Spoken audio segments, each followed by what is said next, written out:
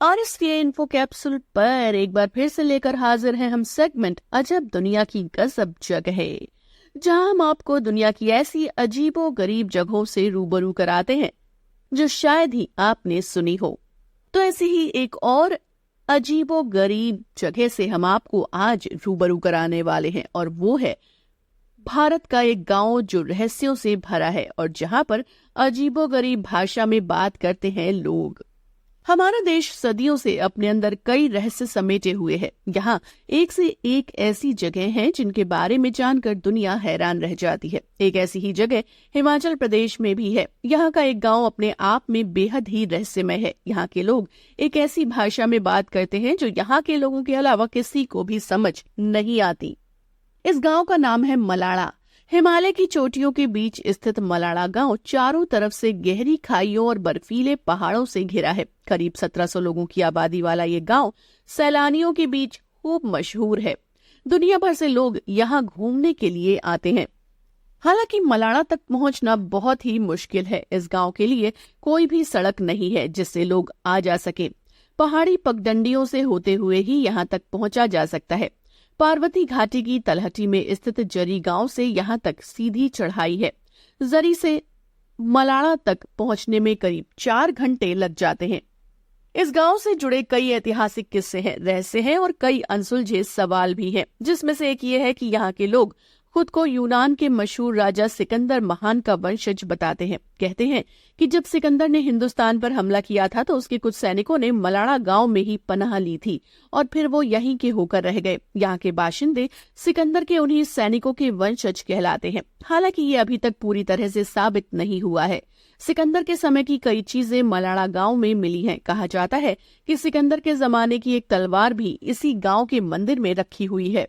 यहाँ के लोग कनाशी नाम की भाषा बोलते हैं जो बेहद ही रहस्यमय है। वो इसे एक पवित्र जबान मानते हैं।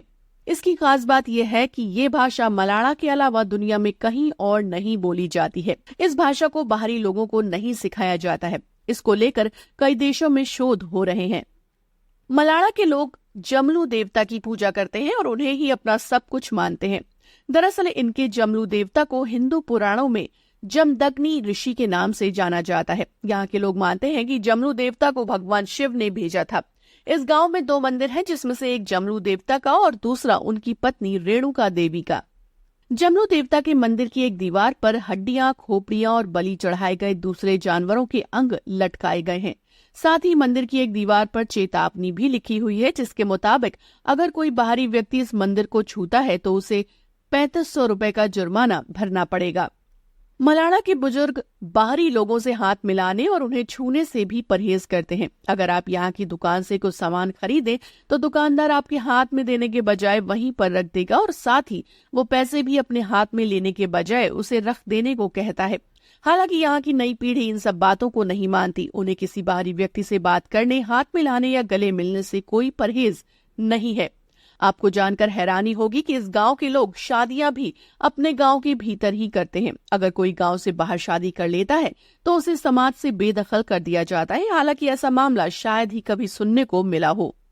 यहाँ की हशीश यानी चरस भी काफी मशहूर है। दरअसल चरस भांग के पौधे से तैयार किया गया एक मादक पदार्थ है। इसकी सबसे बड़ी खूबी ये है कि मलाड़ा के लोग इसे हाथों से रगड़कर तैयार करते हैं और फिर बाहरी लोगों को बेचते हैं।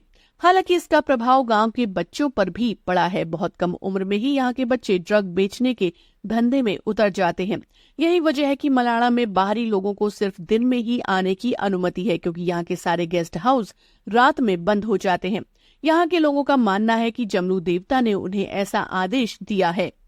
तो ऐसी ही दुनिया की और भी अजीबोगरीब जगहों से हम आपको कराते रहेंगे रूबरू। आप सुनते रहिए आरएसवी इन्फो कैप्सूल का ये सेगमेंट अजब दुनिया की गजब जगह।